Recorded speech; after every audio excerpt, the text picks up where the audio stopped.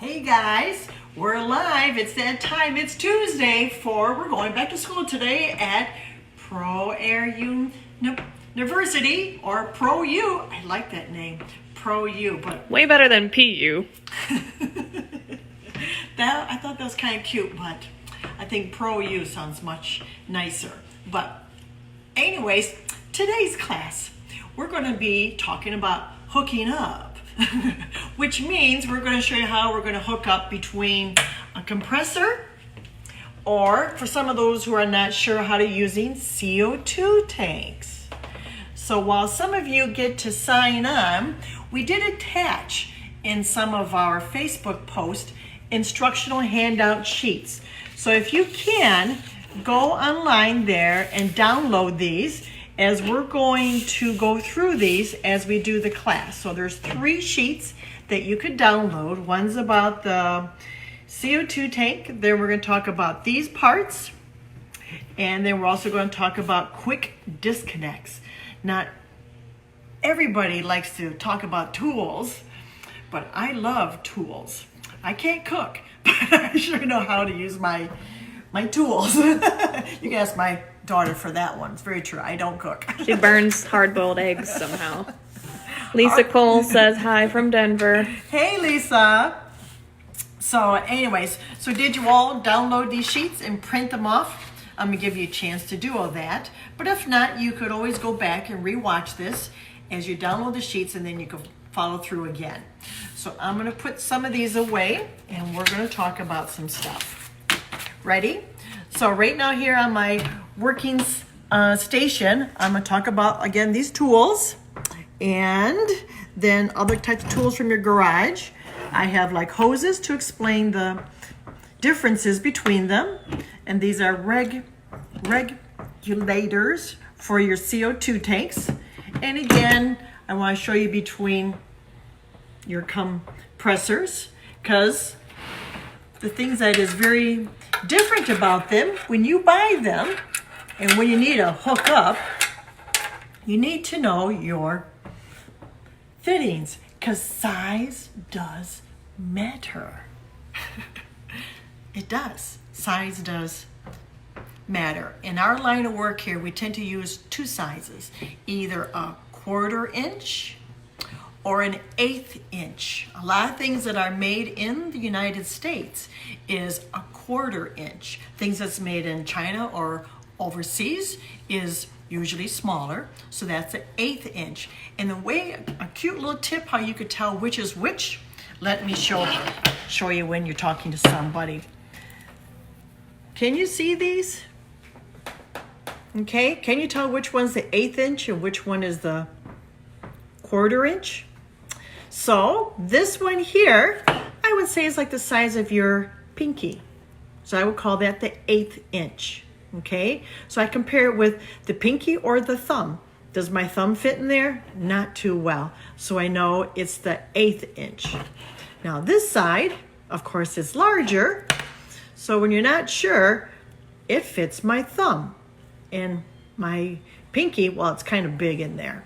So this is a cheap little trick to let you know what size fitting you have. So again, we're going to talk about between an 1/8, 1/4, and then we can even get these 2 to merge to fit into one with other little parts. So back to your compressors. I have 2 right here just to show, just because they both have different fittings. Can you guess what size this one is? You're right. It's an 1/8 inch. It's almost the size of my pinky. Too big for my thumb, right? It's a size. So this is an 1/8 inch. Now this Iwadi here, you could tell is much larger. My thumb could fit on it just fine. Pinky, well, it gets kind of lost, so it's too big. So you know this is a 1/4 inch. So for you to fit a hose onto here or a quick disconnect, you know you should go with a 1/4 inch. When you buy your machines, usually they come with the hose that fits them. As you see this one here, this is a normal hose where it has, again, the 1/8 for your airbrush and then your 1/4. See how this would just screw right on in? But the 1/8 will not. so you can tell which side goes where. But yet, I could take this and reverse it to here. Check that out. See? Questions so far? Nothing, so it must make sense. Cool. So, now, let's do a quick little walk over for your CO2 tanks here. Okay? So these are all air sources. Who out there uses CO2 tanks? I do. I have about 5 tanks from a 5 pound, 10 pound, 20 pounds, and these are my 10 pounds right here. So I got one that you're gonna find like at your store. I usually rent or buy them at like ProAiir, P-R-A-X, Air, A-I-R, or Air Gas would be your suppliers. This is a company that deals with welding suppliers is how you would find them. And they work just like your gas grill tanks that you swap out. So you really don't own this piece here, this tank. You would just go and turn this into your welding supply store and trade it out for a new tank. Sometimes if you have a nice business relationship with your staff, with the store, sometimes they'll just even allow you to rent in the tank as opposed to buying one. So anyway, so you really don't physically own a tank. You would buy one, but you don't get to keep it. Now you can see on this tank here, I have a regulator. It's made for CO2s. This is a 10 pound. Okay, so make sure when you go to buy these that it is marked for CO2. CO2 means carbon dioxide. It has no water. There is no moisture in these tanks. Why I would use CO2 tanks? Man, that means if I'm at an event that has no power, like a park or someplace that, sorry, we had a phone call that just came through there. So I would always bring a CO2 tank, a little small 5 pounder as a backup. I've had some events, it's been very rare, but where the power will blow, but I could keep the party going because I have a CO2 tank that I could quickly plug in and still go. So anyway, so we're going to talk about this. Or if you don't want noise of a compressor. Exactly. Good point, which we just did on our first class. So I will talk to you about this as well. So to go back to the start, we're going to talk about the parts, differences, and how they're used. How long does a 10 pound tank last you? Well, depends if you have an air leak. And there's a way to test for that too. I could use a 10 pound tank for about, if I'm doing a street fair, and I have one artist who was working all day just spraying tattoos or painting faces, it could last me about a good 8 hours, 9 hours if they're non-stop. Plus it's a great weight to have against your tent. Hold down those tent legs if there's right. Oh my wind. God. That's right, because they are heavy when they're full. Like this one here is not full, so I could pick this one up. Okay, so. She has me carry them. Yes. So anyway, so let's talk about some tools here. What's the smallest size tank you can get? 5 pound. 5 pounds.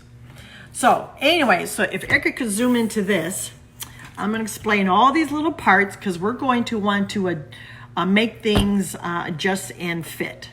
So this is what we call, see this little part here? This is we're going to talk about reducers and couplers, okay? So here's Miss Tool time. So this one is actually a reducer, and you can see why. One side, this is a 1/4 inch, and it's going to be reduced down to an 1/8 inch.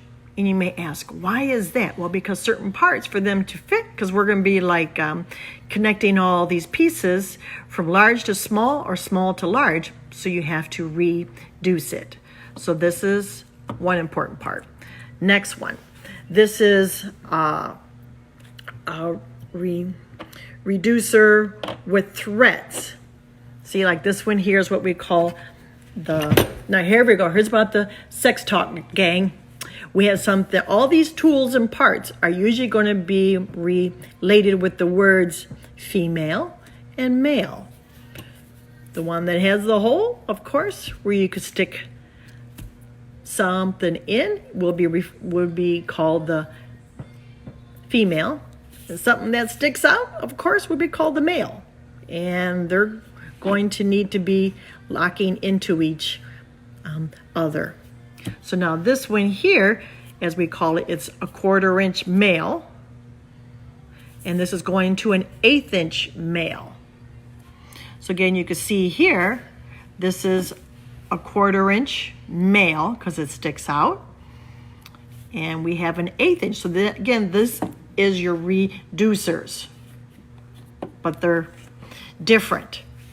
Okay, does that make sense? Now we're going to go to the next group. These are couplers, which means they're going to be the same size on both ends, okay, to fit parts. So we happen to have, here is a 1/4 inch, male to male. Okay, this has taken two parts, or let's see, like this one here. See, this is a 1/4, this is a 1/4. See how they connect and fit?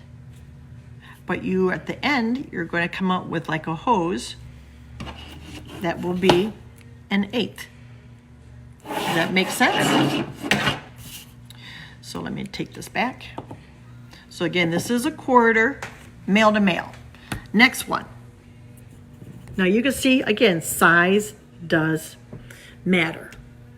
This is an 1/8 inch male to male. And there's a reason why we would use these. Okay? So these are some standard parts that we're going to use to connecting your hoses, to your compressors, to your manifolds. So these are your parts. Alrighty? Now, next, we're going to talk about quick disconnects. But before we go into quick disconnects, let me explain to you why I use quick disconnects. Okay? Example. Here's my CO2 tank. Okay? I have a quick disconnect onto here. Okay? All my compressors, again, these are my air sources. They all have quick disconnects. This is something that I do. So this is going to allow me to interchange my hoses quickly because they all fit and I don't need to sit and unscrew and lose my air source. Example, let's see if I have one here. Okay.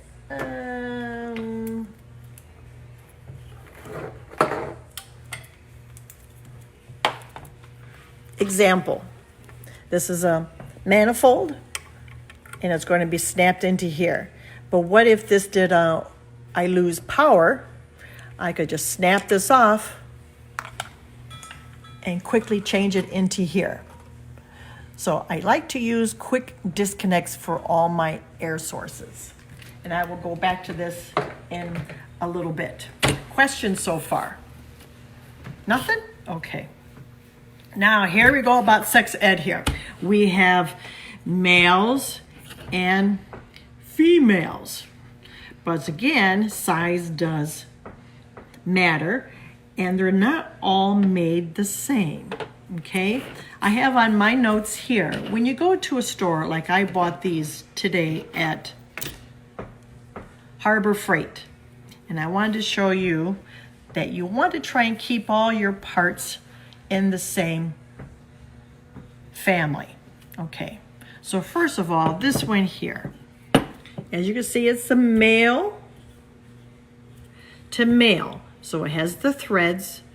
And what we mean by these threads, you want to get threads what's called NTP. NPT. NPT, is that what I said? You said NTP. Oh, I did. TP You got time. toilet paper on the mind. Did you buy your stock? So this is national pipe thread, which means that the threads are going into a taper. So anyway, so this is a male to male. And then we have, look at this one. We have male to female. I know you're going to get confused, right? But there's always a part for what you have in mind. But these are 1/4 inches. Again, you could tell, see the size of this one? So if I use a 1/4 inch coupler, it would fit. But if I use an 1/8, it would not fit.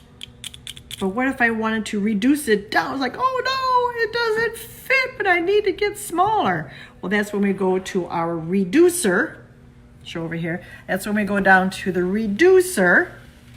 And again, it's male to male, because I cannot put a female to female. This just would not work, right?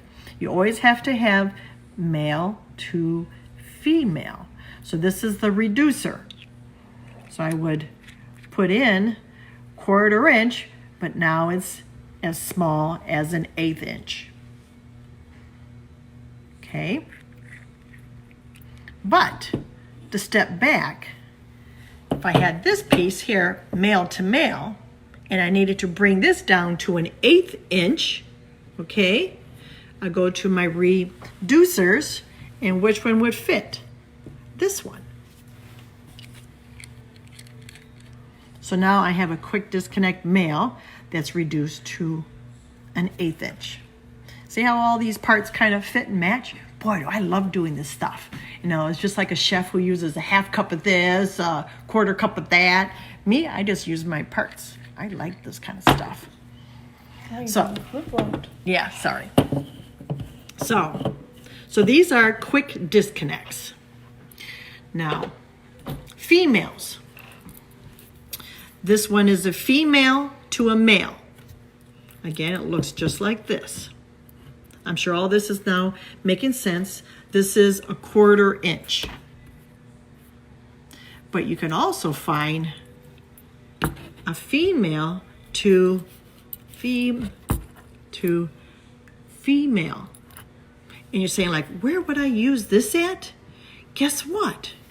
Check this out. You just got a brand new Iwata compressor, and look at that. I could put a quick disconnect right on there. Would that work with this one? No. This would not work. But this one does. That's why you have choices. Depends on how your machines are made. Isn't that cool? Now, these are 1/4 inch. But what if I have my little guy here, which is an 1/8 inch? Okay? And what if I wanted a quick disconnect on here? Well, they now come in little pieces. Look how little they are. That's an 1/8. You can see it from my hand. Versus this one, 1/4 inch, 1/8 inch. Okay. And then that's the male to female. Now here's, like on this side, part of the quick disconnect. This is female to the male threads. And some of you are probably saying, which I didn't start at, what is a quick disconnect? My bad. So let me show you what it is. When you have two, again, female, it's going to meet the male, it snaps in. And when you're done with your job or you want to disconnect from your machines, it's a quick release. So see how I pull back? It's like I pull back on the skin or the sleeve. I'm using my thumb, I just pull back. I pull it back and I allow and I push the male in and I release. Now when I'm done, I pull back and it snaps out. Same thing with the little guy. I'm gonna pull it back, the sleeve, or sometimes these you don't need to, you just push them in and it locks in place. And be careful with these little ones because they have a quick spring that may go flying. So you may see a lot of folks who like to use quick disconnects on their hoses and their machines. I know, I sure do. Is there any questions so far out there? Really, people are just paying attention and Erica's yawning. Oh, my back hurts. Okay, so just going back just to show you here. Remember we used the quick disconnect on this. So I'm gonna slide this in. And if I turn this on, I have my hoses. I put down and we snap in place. Oh, it didn't snap and I can't reach it. Okay, and then I'm gonna release it and let it go. See how quick and fast that is? All right, so that's this one here. Now,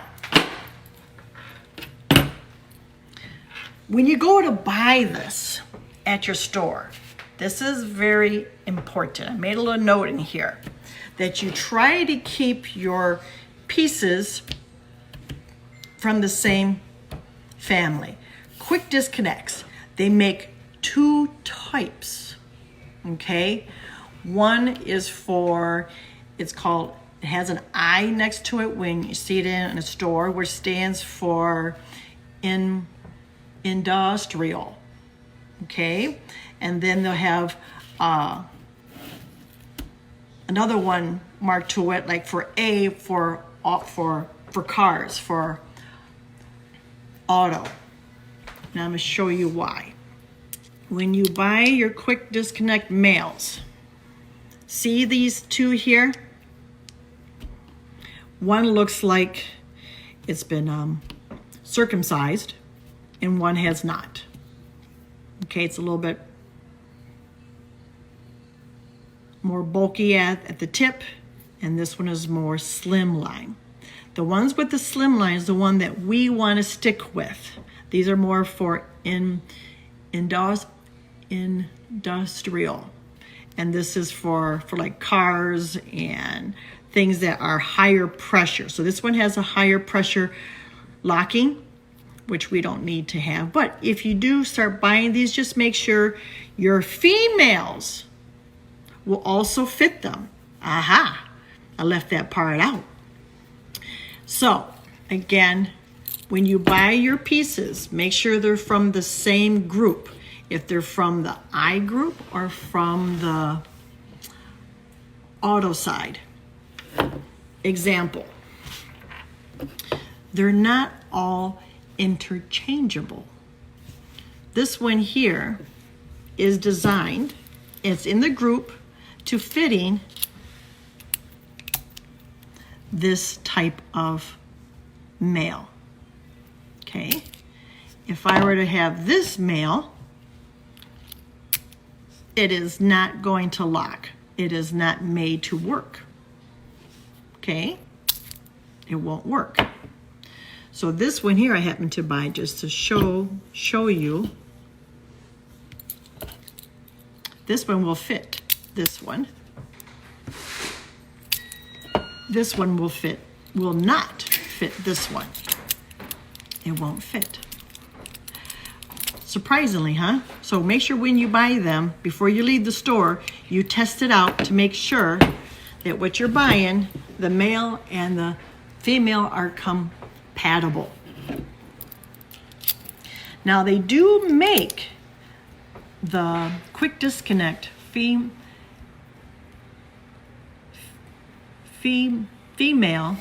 as universal. There is a certain one that will fit both of these. But when you go to the store, you will see it marked. So anyways, so keep in mind there are 2 different types of males. Leave the one that's the chubby alone. Stick with the one that looks like it's been circumcised. So you recommend industrial? Yes, exactly. Okay, make sense? All right, let's keep going. Let me get this out of the way. What we're going to talk about first. Okay, now let's talk about hoses. How we're going to connect your hoses to your machines. So usually your hoses could come with 2 sizes, okay, or they come with same size. This one here is an 1/8 to an 1/8, okay. Now if I just screw this directly on, it's going to fit just fine. And your air brushes are also an 1/8 to an 1/8. And you could go directly this way. Okay? But what if I wanted to put a quick disconnect here? Or even here? Guess what? I could screw this on because it's an 1/8 male. Now my hose, I have to put the female. And I would use a product called Teflon tape that you could wrap onto your threads a few layers thick to preventing against air leaks. And again, I talked about that in a different class. And I put this on. Now I made my hose into a quick disconnect. So I can just snap this on. And airbrush away, and just airbrush away. Airbrush away. Now I want to go home and I just snap this off. And I'm done. Kind of nice, huh? Or I could do the reverse. Again, this is what kind of stuff that I love to do. Let's do it the reverse. Still, everything is an 1/8 to an 1/8.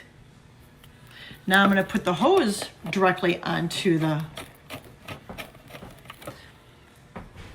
compressor. Now I'm going to put the male on the airbrush.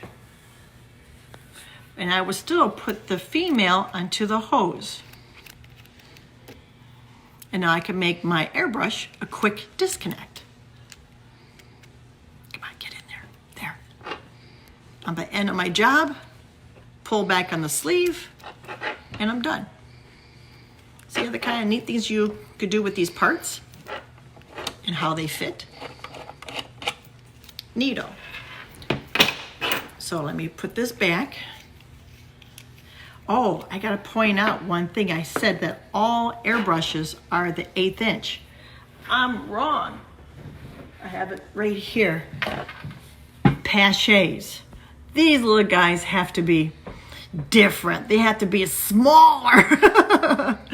So they have their own 1/16 of an inch little guy. Look how small they need to be for their quick disconnects. Theirs are smaller. So see how much bigger in size? So again, when you buy your brands, try to watch the size of their fittings are. So these are smaller for pachets. They just have to be different. That's just the way they are. Okay, now let's talk again back to hoses. Now this one here, if I want to put a quick disconnect on, okay, now look at what I did here. Now that I explained all these parts, maybe you can dissect what I did here, okay? I took an 1/8 to an 1/8, but I increased the size to a 1/4. How did I do that? What parts did I put here to make it larger? Okay, so again, it looks like I had to go with the reducers. So again, I went from small to big. because my goal is to be larger. So see how I screwed this into here. Okay, now, because this is a male, I could use my female here. So that's how I could achieve this fitting, because I use the reducer. So I went from here, we could go to here. So see how that worked?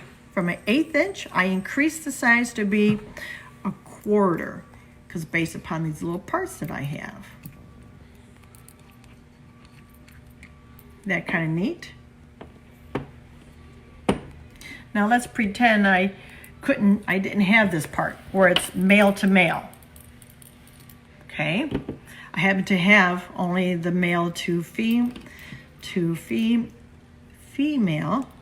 So again, I will screw this into the hose. So now what piece do I need to put here? Would this work? No. I have to use my quick disconnect that has the male, because you always need male to female.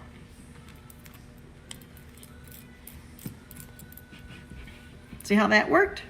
Wow, genius! If you don't have that part, could you use this coupler? Yes, very good. So if I don't have this kind of quick disconnect, but I have this one, so I have to go male to male. So I go male, now into there. So there's many ways to achieve your goals. It's just what parts you have to fit. But you always need the male to female and the size. Good job, Erica. I'm impressed. So. I'm smart. I'm smart. Do you think you could teach me to cook? If you're willing to learn. Yeah, I remember I would boil some eggs and I just get like squirrel, you know? And next I hear is, Mom, they're popping. She waited so long, the water evaporated and the hard-boiled eggs burnt. Yep. I have done that a few times. That's why Dad cooks. So anyways, and the reason why I have quick disconnects this way, as I'm doing my job, I just want to get out and leave. Now look at this way. Now this one here, I needed a male. Okay, and this is on a Iwata hose, which is a 1/4 to an 1/8. So, as you see, it already is a 1/4. So which one of these two males am I going to use? That one, right? Because it has the threads.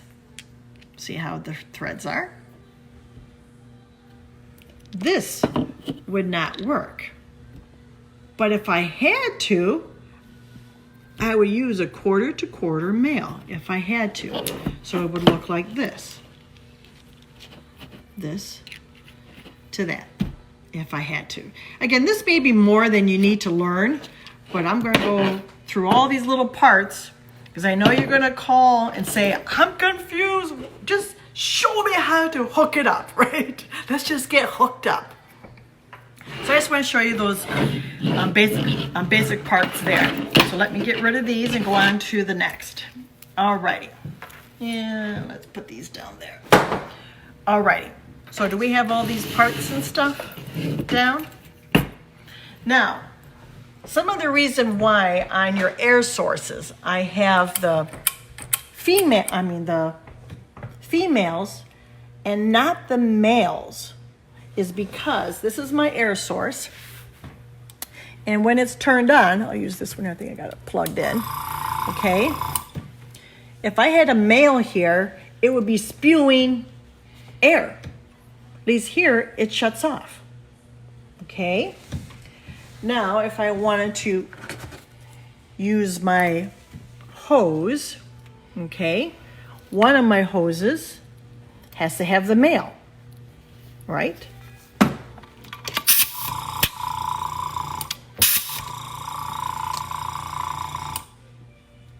and there's no air leakage.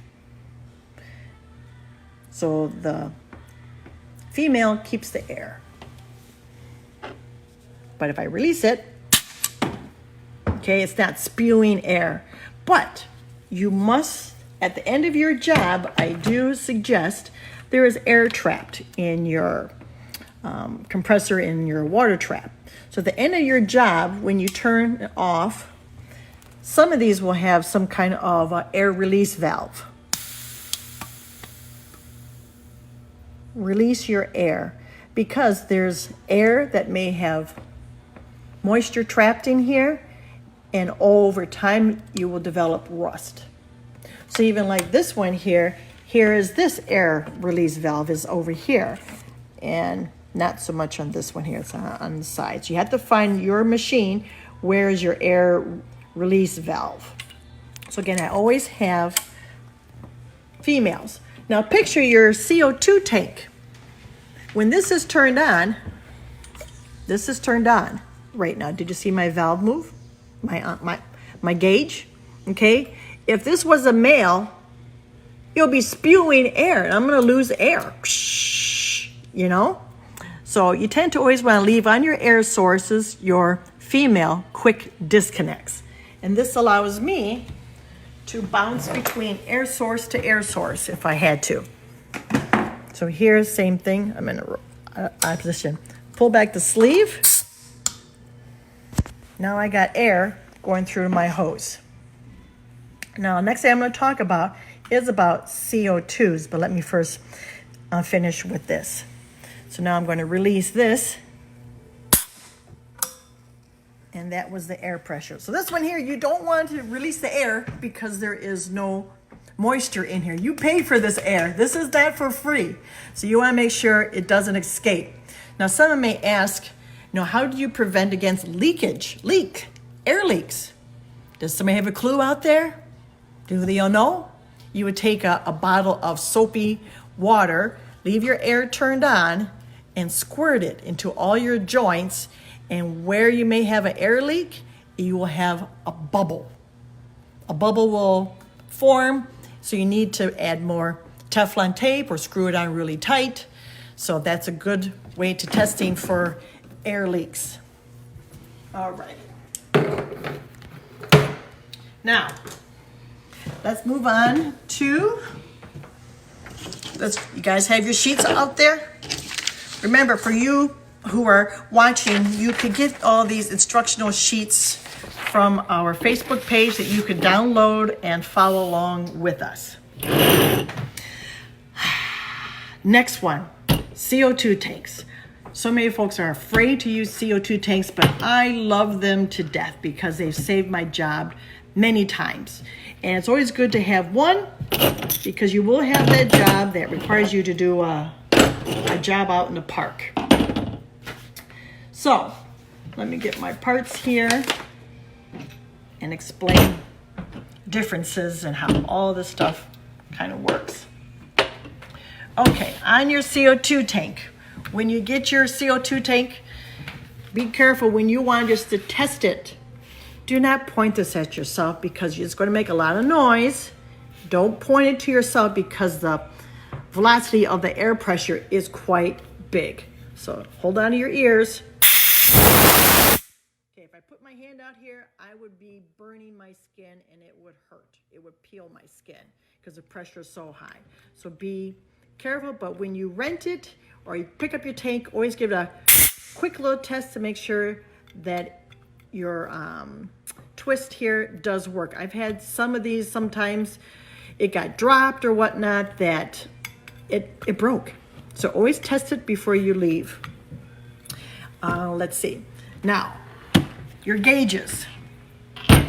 When you get them in a store, you could get them at Harbor Freight, on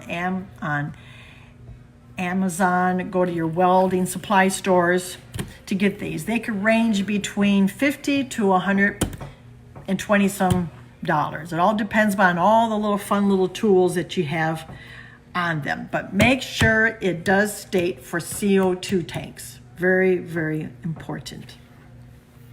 So this one here that's in this picture somewhat looks like this, but without the gauges. When you do buy them, they'll have 4 portholes, 1, 2, 3, 4. And we could put in whatever we want in these 4 holes, okay?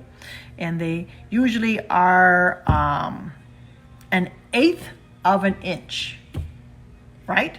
So that means I cannot put a 1/4 inch piece right here. It has to be 1/8 inch, okay?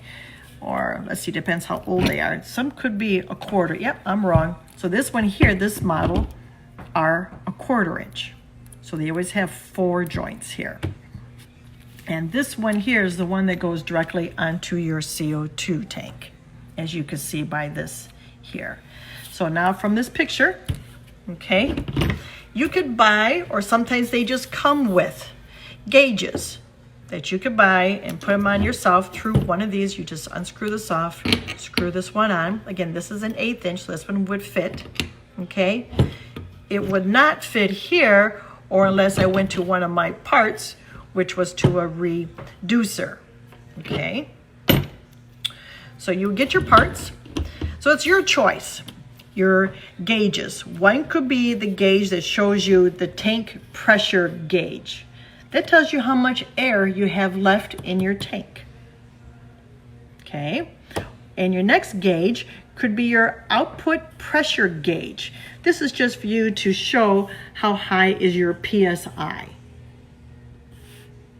Okay.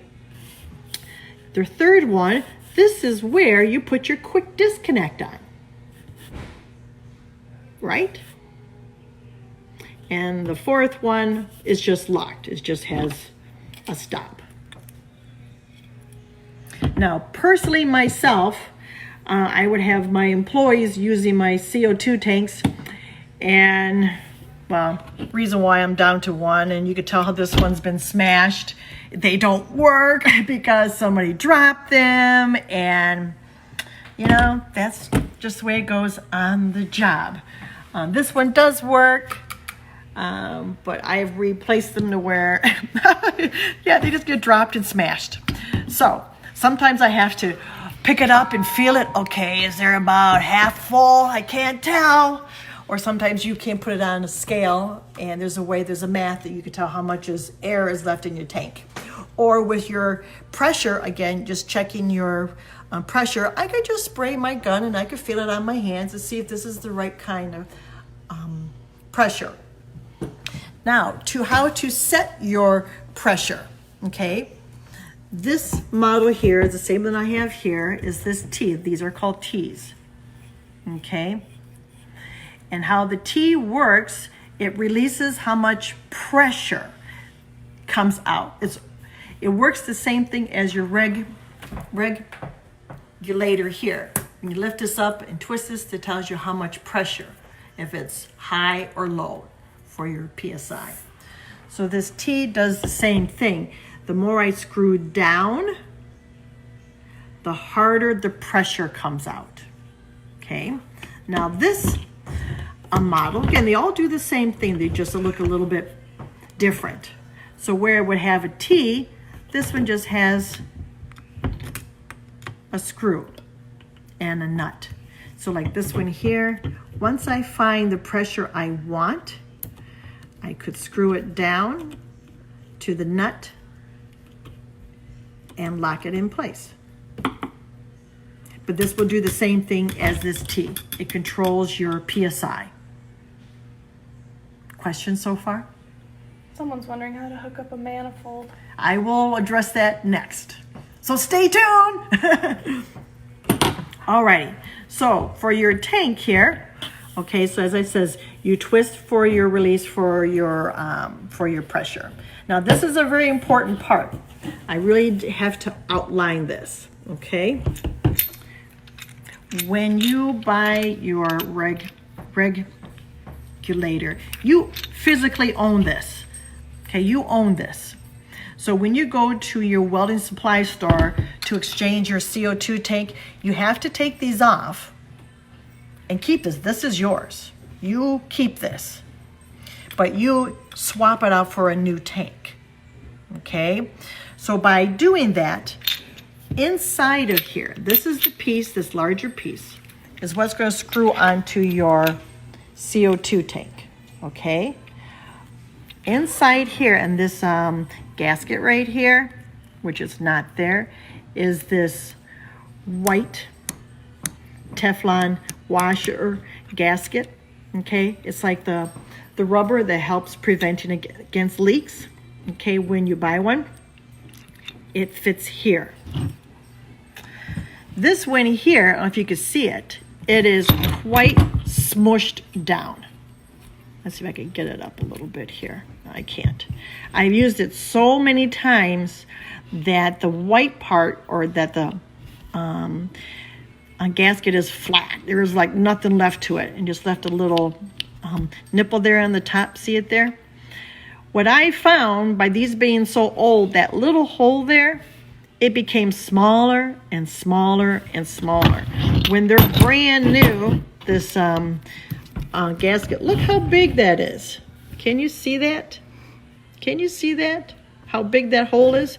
And look how big it is in there. It's nothing. I was curious why I kept on twisting my T-pen down to get me more air. I couldn't get enough air, and I thought my tank was empty. But yet it felt full, is because I worn out my gasket. This is such a little piece, but it's so important, and it was crazy what I learned by this little guy here. So make sure you always check this before, and it's, you know, not looking like that, before you screw it onto your CO2 tank. So again, you would take this off, put it onto here that it sits in, and then you screw it on. That's all you do. And then you get a big wrench, use your muscles, and really secure it on. That's all you need to do. Okay? I'm just going to take it off just for right now. I'm not going to lose that part. Okay. So again, that's this picture I'm explaining right here about your little white washer, gasket, whatever you want to call this, that can get worn out and cause the wrong airflow going out. Okay, so let me put this off to the side here.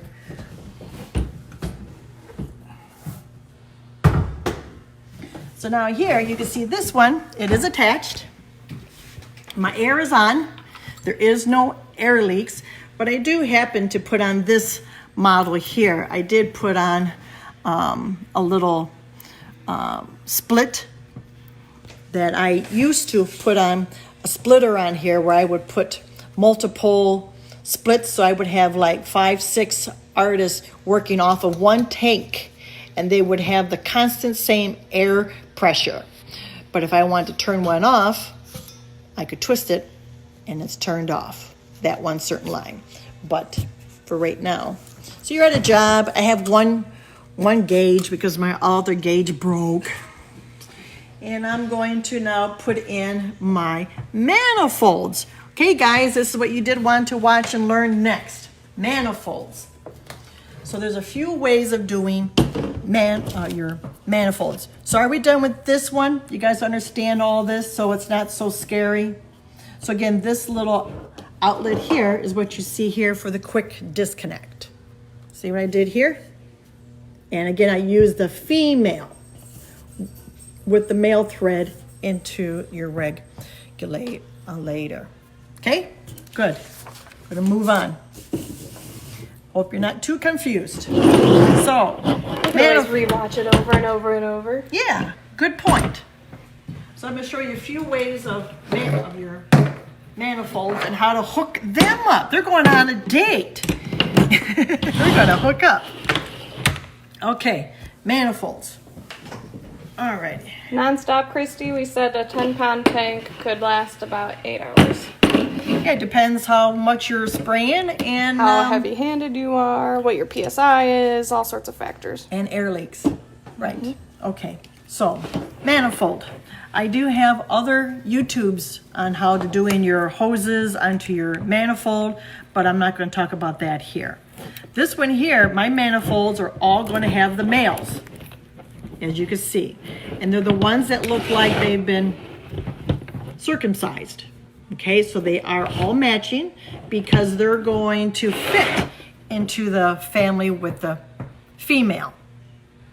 Okay, now the reason why I have males onto the manifold is I do not want air trapped in here when I'm done with my job. I have fixed so many manifolds for other folks. They're saying, oh my God, I'm spraying my my paint and I'm seeing like this yucky color of brown that comes out, or it's just, it stinks. Well, they don't realize if you happen to have, again, a quick disconnect on here, but they have the female on here, there's nowhere the air is going to escape when you're done with it. Just like I explained, when you're done with your compressor, we release the air so it doesn't stay trapped because the moisture is in there and it will rust. That's what happens to the inside of your manifold. Over time, you get water buildup in there. It sits in there for, I don't know, a month or how long your job is, and you can now cause rust in here.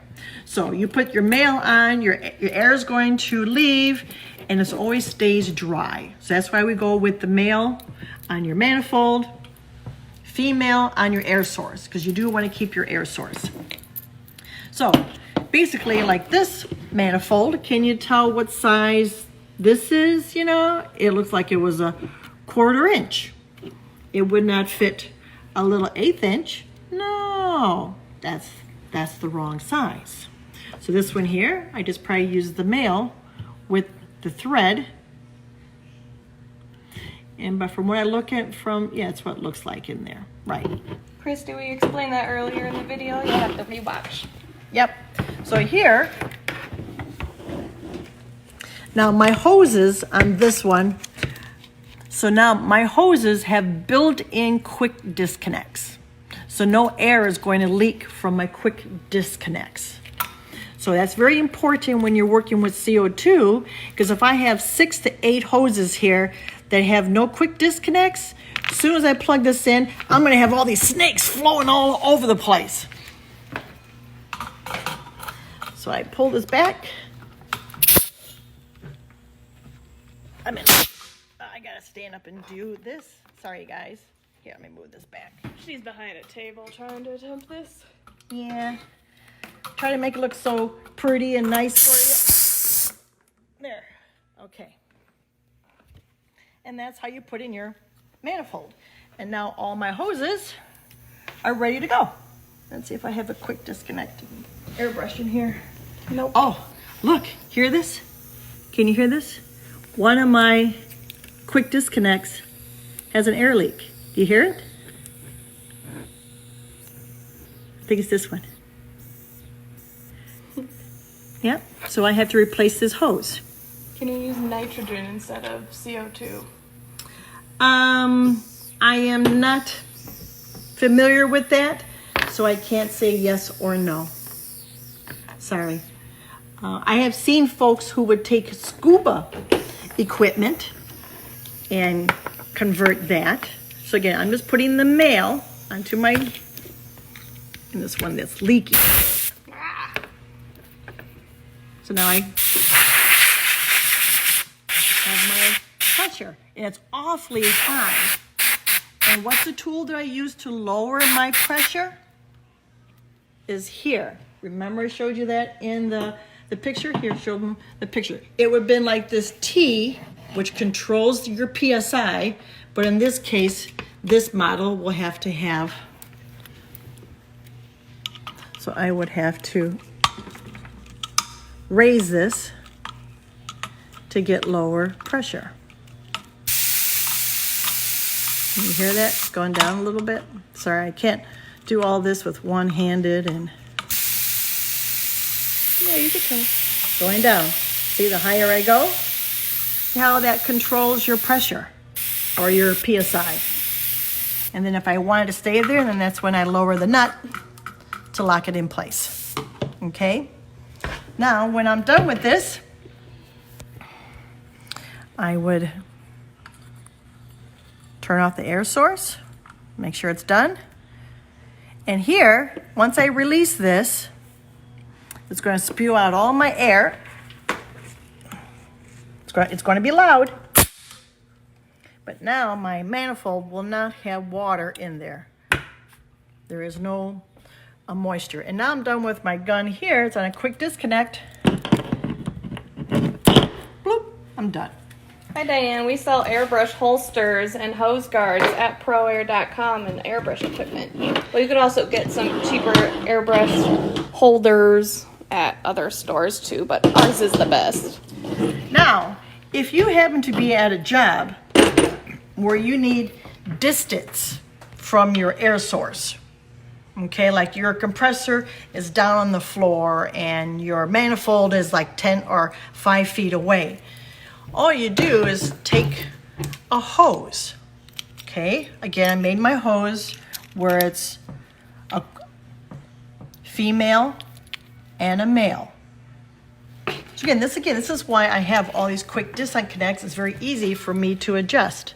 So Michael, now, $50 to $125. so I can snap this in, go out 5 feet, Ooh, this is mine now. and then here's again my another type of manifold. But again, it has the male. I snap it on, and now I have distance between your air source and your manifold with a longer hose. So you convert, sometimes you may have those spare hoses. I don't know what to do with these hoses. We'll make it into a extension hose, but with a quick disconnect. Isn't that nice? Even this little guy here, this little small compressor, I could convert that and put a manifold right onto here. But manifolds, I always would have them with the male quick disconnects. Now, if you look at this one, look at all the little parts I had to build this with. You can see right here, there is the reducer. So it went from an 1/8 to a 1/4 because my male is a 1/4 inch male quick disconnect. But this little manifold is a China made, so it comes with an 1/8 inch. So how do I make the 1/4 inch to fit an 1/8 inch? I use that little reducer. See how that worked? I put that in. So I went from an 1/8 inch and made it into a 1/4 inch male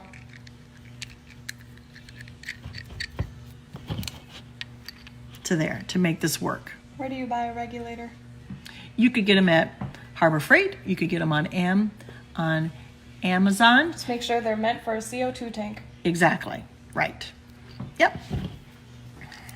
Or you could go to your welding supply stores, but sometimes they may be an overkill because theirs are very commercial, very strong because they deal with big machines. They need to hold all that power that they don't crack or break. So transporting your CO2 tank, I've been asked that before, when you transport your CO2 tank.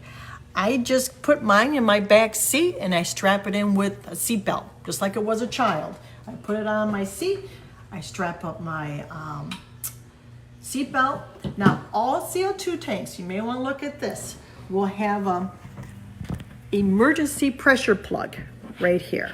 This will never pop off, or unless it's in like you got into a car crash and your car is on fire and it's just going to explode, this and that. This will only then, in extreme like molten lava heat, this will pop off to release all the air pressure to preventing an explosion. So just for your peace of mind, when you put this in your car, always point this in the back, okay? So but don't fear it. It's never going to happen, but for peace of mind, just put it in back. Anyways, put a seatbelt around it, put it in your back seat, and drive away. Usually you don't want to lay it on its side because there's a liquid in here, and you don't want it to be sitting on its side for a long period of time. Or unless you're going for a short car ride, that's a problem. And because they are heavy, we do use those like suitcase dollies or something with wheels, and you just strap them up to it. Bungee it, and then you can wheel it to your job, you're outside. And like I said, I usually carry a little small 5-pound, it's a little guy, because if I'm at a job and the power blows, I'm still on because I have power. If you've got a big gig, what size do you recommend? Well, it depends how big is big. You know, when I would do a street fair, I would use one 20-pound and one 10-pound. So that would be a total of 30 pounds, so it's 10 pounds a day. How much does it cost to rent or buy a CO2 tank? It is different from town to town. And again, I always had a nice relationship with my guys. I would bring them Starbucks or donuts, and they'll say, oh, you could just take it. Bad girl. But it does vary. You know, you may want to start an account with them. And I said, it's all up to them. So even when I would travel cross state lines, when I would do trade shows, and I don't want to pay for power at a convention, because a convention could cost you $110 just to have power. If I'm just going to spray, I will call up the local ProAiir, in that town. They can even deliver your CO2 tank to your location, and for a small fee. Or I would just have my car, because I did rent my car, and I would drive to ProAiir, pick up my tank, and it may cost me $30 if I have a big 10-pound to renting for my three-day job, and then I'll bring the tank back and bye-bye. I don't have to worry about hauling a compressor on an airplane or having it shipped, I just rent a CO2 tank. And some, again, ProAiir or air gas, some of them, if they're really nice, they will only charge you for the air, not for the tank. But they'll just charge you for the air, and that could be like, let's see, it's been a while since I did rent one, but it could be like $18 just to rent it, just for the air used. It depends, again, the relationship you have with that store. So, any more questions that you can see? So anyways, just to recap everything, to make sure I cover stuff, we have online some sheets here that you may want to download and keep. And rewatch the video to learn about them. Right. All these little parts that I went to go get, I personally went to Harbor Freight to buy them, but you can buy them at Lowe's. You can buy them at Home What section? Depot. Great question. You want to go in the sections where the guys have their air equipment, like air guns. Because they have to use quick disconnects for those air guns, those powered tools. So there's like a crib where they have these little drawers with all these little pieces, and that's where you buy them at. But again, keep in mind, you want something that is called NTP. NPT. Okay, that just means an industrial. And you want the industrial model, which is the ones that look like it's been circumcised. And before you leave with the female, make sure that they fit, because they don't, they all don't fit, but this one does. Okay, so keep that in mind.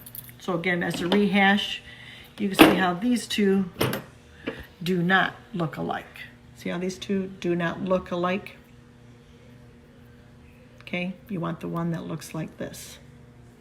This is more or less for cars and stuff. This is for what we are doing. So anyways, that's where you get them at, and hopefully your CO2 tank is not as scary. Only reason why it looks scary is that you have to put on your own regulator as opposed to this size. See, this does the exact same thing that this does, but it's a little bit smaller. And again, I'm into my job. I just snap that off. I wind it up on my hose. Oh, here's the last tool trick. See this nice little device here that I use to wind up my hoses? That's what I used to wrap up my Christmas lights in. It's a great idea to put your hoses, wind up your hoses, and I put them on my shelf, and it's nice and neat. So